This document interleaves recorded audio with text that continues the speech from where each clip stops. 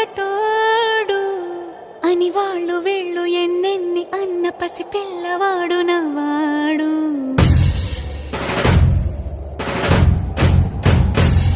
విడుముండోడు అని ఊరు వాడ అనుకున్న గాని మహారాజు నాకు నవ్వాడు.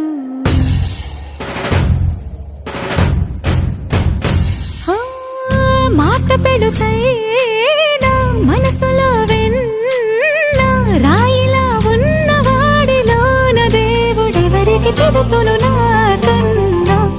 సూసేకి అగ్గిరవ్వ మాదిరే ఉంటాడు.